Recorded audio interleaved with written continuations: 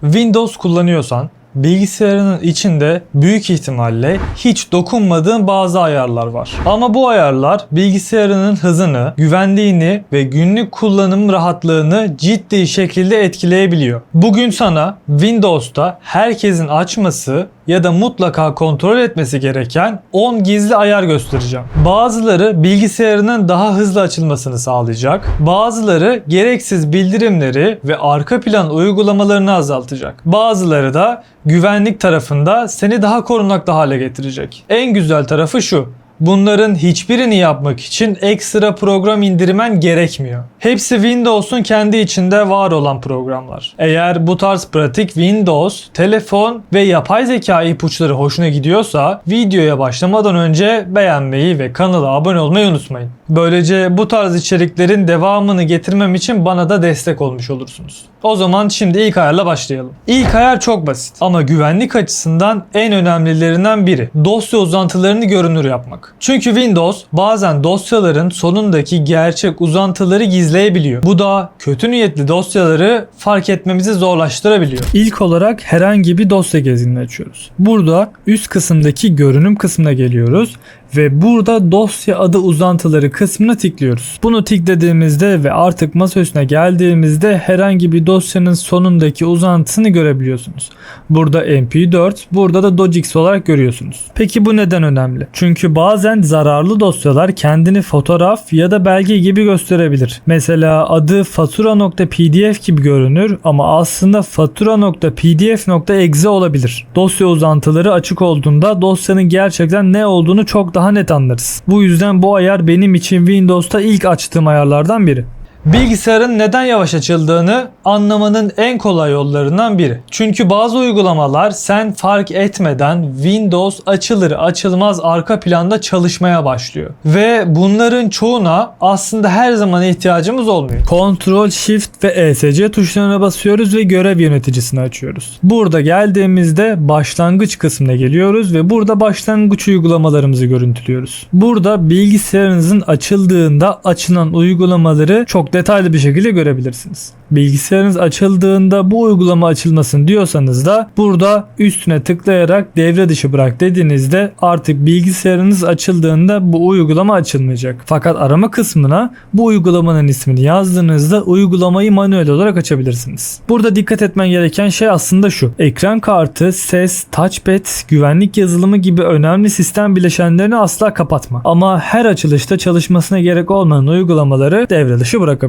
Windows zamanla geçici dosyalar, ön bellekler, eski güncelleme kalıntıları ve geri dönüşüm kutusundaki dosyalarla dolabiliyor. Bunu her seferinde manuel olarak temizlemek yerine Windows'un otomatik yapmasını sağlayabilirsiniz. Bu arada buraya kadar faydalı geldiyse videoyu beğenmeyi de unutmayın. Çünkü YouTube bu tarz videoları daha fazla kişiye önermek için bu etkileşimlere ihtiyaç duyuyor. O zaman videoyu beğendiyseniz şimdi devam edelim. Bir sonraki ayarımızda buradan Windows kısmına geliyoruz ve depolama ayarları diyoruz. Burada depolama ayarları kısmına geldiğinizde akıllı depolama, geçici dosyalar ve geri dönüşüm kutusundaki içerikler gibi ihtiyaç duymadığınız dosyaları silerek otomatik olarak alan açabilir diyor. Buradaki kapalı kısmını açıyorsunuz. Akıllı depolamayı yapılandır diyoruz. Burada indirilenler klasörünü hiçbir zaman yapabilirsiniz. Çünkü ben indirdiğim dosyaları silmiyorum ama o klasör için de kullanabiliyorum. Fakat geri dönüşüm kutusunda 30 gün boyunca açmadığım dosyaları otomatik olarak silmesini sağlayabilirim. Burada dediğim gibi en önemli nokta şu: indirilenler klasörünü otomatik temizleme seçeneğini dikkatli kullanmanız gerekiyor. Ben hiçbir zaman olarak kullanıyorum. Size de bu şekilde tavsiye ediyorum.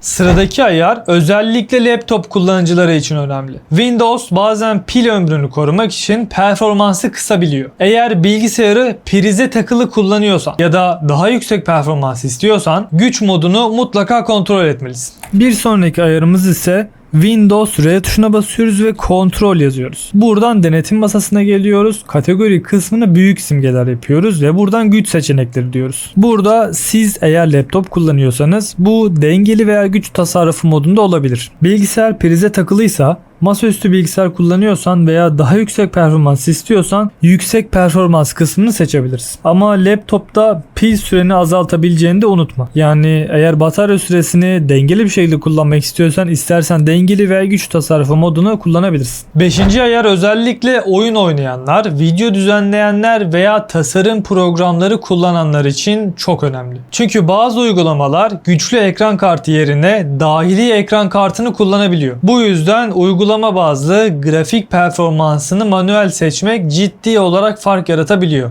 Özellikle uygulama performansı için. Bir sonraki ayarımız için Windows tuşuna basıyorsunuz ve buradan ayarlar diyorsunuz.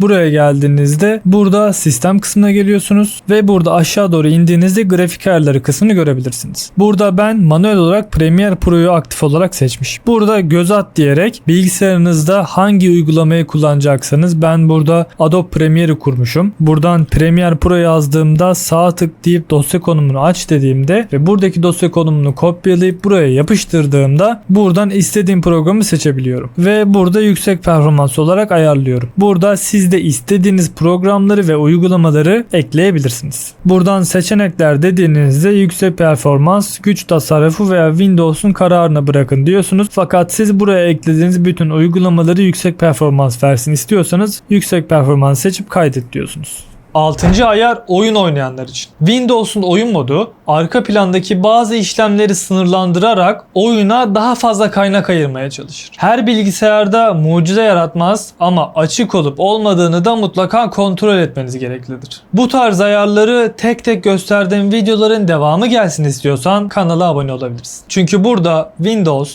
telefon, yapay zeka ve günlük hayatını kolaylaştıran teknoloji ipuçlarını daha anlaşılır şekilde herkesin anlayabileceği bir şekilde paylaşmaya çalışıyorum.